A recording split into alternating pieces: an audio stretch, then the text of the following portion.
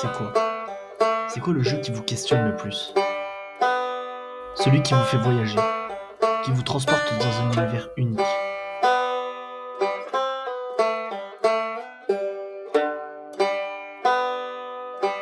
Vous savez, ces jeux qui vous hantent, qui restent avec vous longtemps après avoir posé la manette.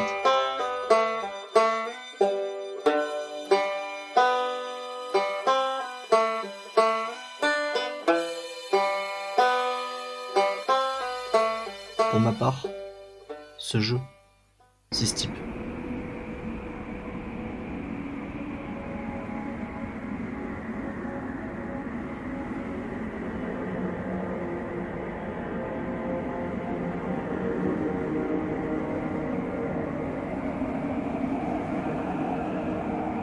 Maintenant, rappelle-toi bien, c'est à toi de jouer. C'est ta carrière. Tu peux la gérer comme tu veux, mais l'objectif, c'est de faire monter ta réputation au maximum. Alors explore le monde pour trouver des drop zones et ouvrir de nouvelles descentes. Prends des risques. Choisis la règle la plus stylée et concentre-toi sur les gros exploits en l'air ou sur la neige. Participe aux défis des autres riders et cherche des histoires de montagne. Il y en a des tas. Si tu suis mes conseils, je te garantis que tu trouveras les plus beaux spots que réserve la montagne. Et si tu t'en sens le courage, on peut aller en Alaska. Et t'as intérêt à assurer parce que c'est du costaud. Bon, si on se tentait quelques défis et histoires de montagne dans le coin, histoire de commencer à faire monter ta réputation. Un titre qui, à première vue, ne semble pas si spécial. Un jeu de sport extrême, simple, direct. Vous descendez des montagnes en ski. Rien de révolutionnaire, non? Et pourtant, sous cette surface, Steep cache des secrets. Des secrets qui ne se révèlent qu'à ceux qui prennent le temps de vraiment s'y plonger.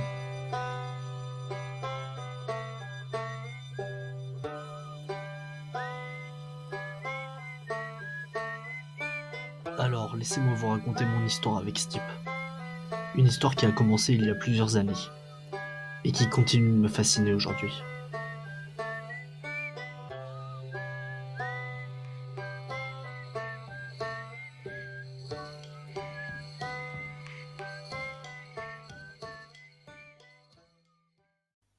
J'ai découvert Steep à l'âge de 12 ans. À cet âge-là, je skiais, mais dans le Massif central, bien loin des Alpes. Mes premières expériences de ski avaient été dans des stations plus modestes, mais la passion était déjà là. Et quand j'ai lancé Steep pour la première fois, c'était comme une porte d'entrée vers un monde que je n'avais pas encore eu la chance de connaître. Imaginez, un monde ouvert, gigantesque, entièrement enneigé. Vous êtes libre de tout explorer.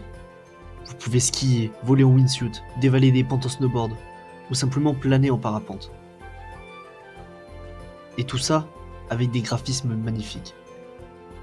Des montagnes qui s'étendent à perte de vue. Et cette sensation de liberté totale.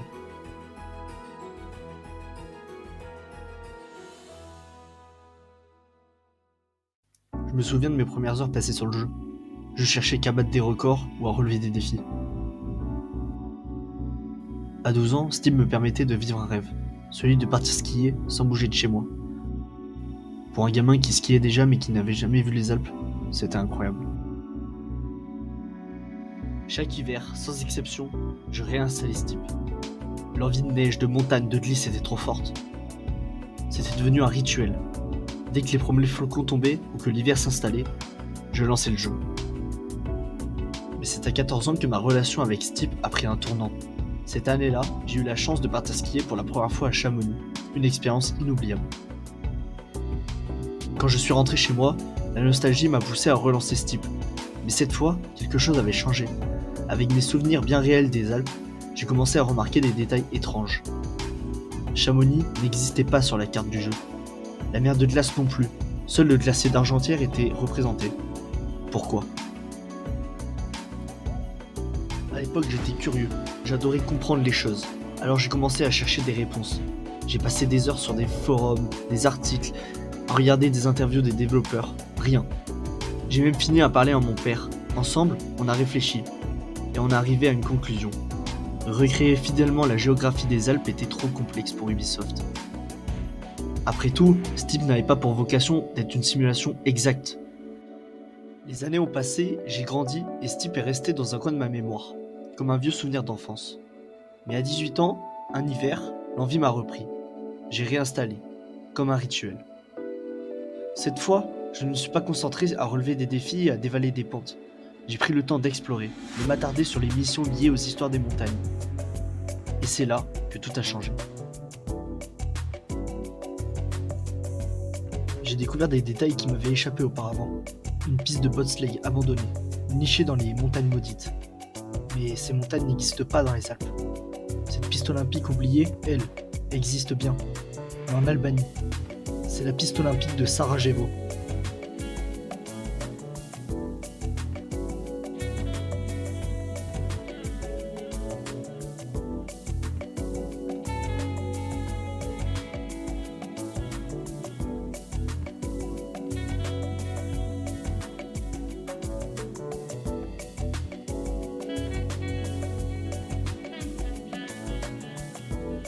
Pourquoi est-elle là? Et puis il y avait d'autres choses. Le glacier d'Argentière, où j'avais réellement skié. Arbitré une télécabine abandonnée.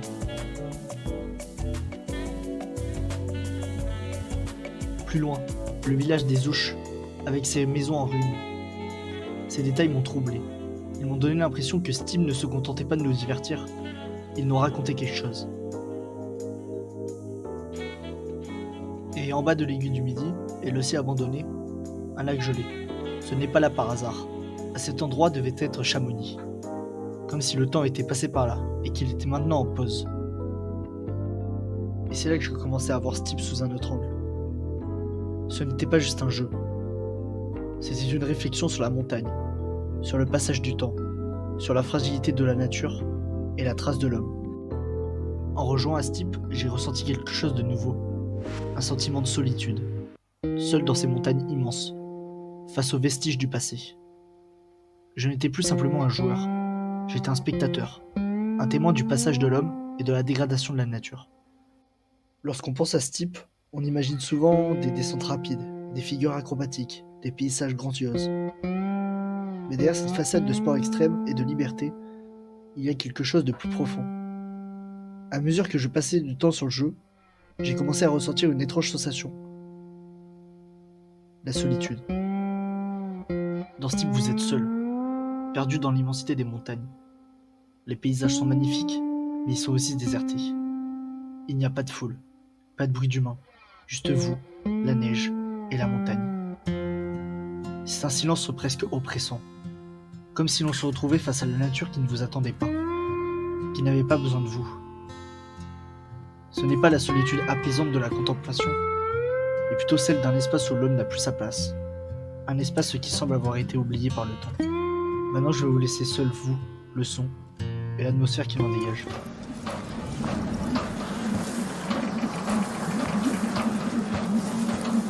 Je me souviens de ces moments où, après avoir dévalé une pente, je me retrouvais au sommet, sans savoir où aller. Les montagnes, majestueuses et immenses, semblaient me regarder, me juger.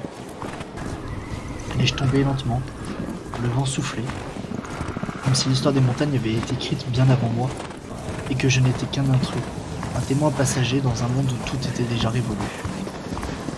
Cette solitude, cette absence d'humanité m'a poussé à réfléchir sur la nature de ce jeu.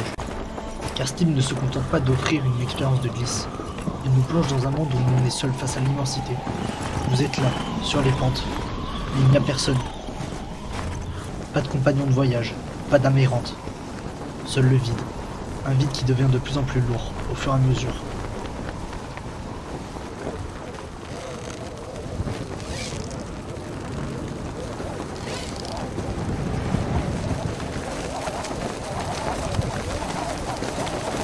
Mais ce qui est encore plus troublant, c'est que cette solitude semble être écho du passage du temps. Les montagnes dans Steam ne sont pas seulement des lieux où on peut skier, elles sont aussi des témoins silencieux de ce qui a été. Les villages abandonnés, les sièges rouillés. Tout cela raconte une histoire de déclin, de l'érosion de l'humain dans un monde naturel qui continue de tourner, indifférent à notre présence. Cela m'a fait prendre conscience de quelque chose de plus profond. Steam n'est pas juste un jeu de sport extrême, c'est une métaphore de la fragilité de l'existence humaine. Les montagnes ne sont pas éternelles, elles sont en constante évolution. Les glaciers fondent, les villages disparaissent, et nous ne sommes qu'un passage dans ce grand cycle. Ce malaise, ce sentiment de vide, de déclin, fait partie de l'expérience du jeu. C'est comme si Steep nous disait que, malgré tout, malgré la vitesse et l'adrénaline, nous sommes qu'un souffle dans l'immensité de la montagne. Le sentiment de malaise n'est pas quelque chose de négatif, mais plutôt une invitation à la réflexion. Steam nous pousse à prendre conscience de la beauté éphémère de ce que nous vivons. La montagne majestueuse et silencieuse nous rappelle que tout est temporaire, et que même si nous pouvons y trouver du plaisir, du frisson, du défi, il y a toujours cette part de mélancolie. Ça rappelle que tout ce que nous connaissons finira par se transformer, disparaître, et que nous ne serons plus là pour en témoigner. Ce jeu qui m'avait fait tant rêver quand j'étais gamin me confrontait maintenant à une réalité bien plus sombre. La montagne que l'on connaît n'est pas éternelle, les glaciers reculent, les villages s'effondrent. Les traces de l'homme disparaissent. Ce que j'ai toujours adoré dans ce type, c'est cette sensation de liberté absolue. Quand je me lance dans une descente, je ne suis pas juste un joueur, je suis un explorateur. Chaque montagne, chaque recoin du monde semble avoir son propre caractère. Les Alpes, l'Alaska, ces paysages sont infinis. Il n'y a pas de limite. On peut s'arrêter, observer, prendre une pause, ou juste regarder autour de soi. Chaque sommet est une invitation à l'aventure. Je me souviens dans ces moments où je n'avais pas envie de descendre, mais de prendre le temps, de me perdre dans la beauté du paysage. Parfois, je partais à la recherche d'endroits isolés, des coins que personne n'avait encore explorés. On se sent tout petit, presque insignifiant, face à l'immensité de la montagne. Mais cette petitesse, paradoxalement, me donne un sentiment de liberté totale. En fin de compte, Steam m'a appris à apprécier la beauté du monde, à savourer chaque instant. C'est un jeu qui ne se contente pas de nous divertir, il nous pousse à réfléchir, à comprendre que la montagne, tout comme la vie, n'est pas éternelle, qu'il faut que nous en profitions. C'est cette leçon, ce message qui fait que Steep n'est bien plus qu'un simple jeu. C'est une expérience, une réflexion, une invitation à la vivre pleinement. Dans Steep, chaque montagne semble avoir une histoire à raconter. C'est étrange. Il y a des moments où, en me promenant dans ces paysages, j'ai l'impression que les montagnes me parlent. Ce ne sont pas des mots, bien sûr, mais il y a quelque chose dans le silence de ces lieux, dans la façon dont la neige recouvre tout, dans la manière dont les crêtes des montagnes se dessinent à l'horizon. C'est comme si chaque sommet, chaque glacier, chaque vallée portait en lui des souvenirs du passé, des traces du temps qui passe. Parfois, je me trouve sur un glacier, je pense à tout, ce qui a dû se passer par là avant moi, à ceux qui ont foulé ces pentes bien avant moi.